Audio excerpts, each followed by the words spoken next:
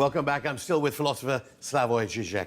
It has to be said that one response to people who talk about progress say the problem is actually fake news. You've used the phrase uncontrollable plurality. Don't you think that, first, what fake news, they're nothing new. Let's return to the era of the Cold War. We had two big narratives, Western liberal narrative, Soviet communist narrative. Both were, in some sense, one big fake news story.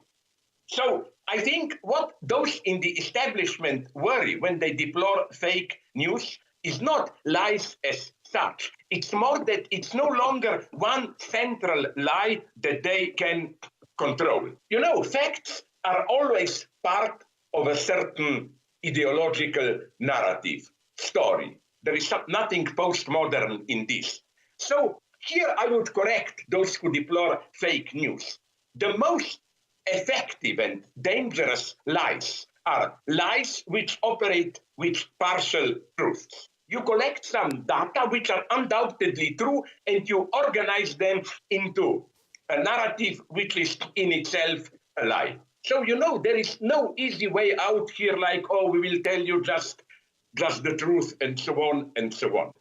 But though Trump thinks news is so important in the media, you think that, say, in the case of Venezuela, fake news from neoliberal media wouldn't be enough to overthrow the Bolivarian revolution? It does still require military action. Sorry, I'm a madman. I quoted again Stalin, who, when asked which deviation is worse in 29, I think, right-wing or leftist deviation, he said both are worse. I think both sides are worse at the present situation in Venezuela. But you know what's so dangerous about Guaido, of course, coordinated with United States machinery, anti-Maduro propaganda? It's, again, the element of truth in it. There are food troubles in Venezuela. There probably are problems with police oppression and so on and so on. That's what makes it relatively effective. It is true that millions left Venezuela and so on and so on. So again, I repeat, my point is the most dangerous fake news in the sense of false ideological, politically motivated propaganda is propaganda which manipulates the truth, which uses elements of truth. Okay, well, you inherently blame Maduro there partly then. Do you think that you take... Yes, partly yes. It's obvious. You cannot put... That's my sad position. I think the basic problem that I see with Maduro and already with Chavez is not this liberal topic, corruption or whatever. It's a very sad message that even Chavez already, and especially Maduro, they didn't deliver in constructing, finding, offering to the people a true alternative model.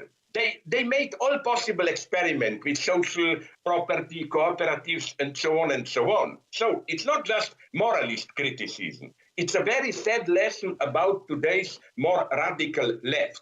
They don't really have a feasible model. I thought you actually praised Chavez for all those different attempts. But I've got to ask you really about... I praise it as an attempt, but already it was clear. I followed under Chavez the situation closely. It's clear that he was just a lucky guy. By lucky, I mean having enough money from oil and so on and so on.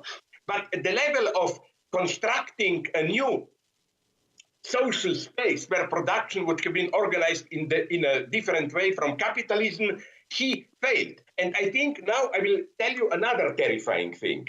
I think that in some sense, and that's the big lesson of economic neocolonialism today, great natural resources can be a curse, a great curse. I would have claimed that maybe if all of a sudden most of Venezuela's oil, the immense oil reserves, would have disappeared, maybe the world would lose interest in Venezuela, and maybe at some more modest level they would have found a new... all right, but if I can just go to the European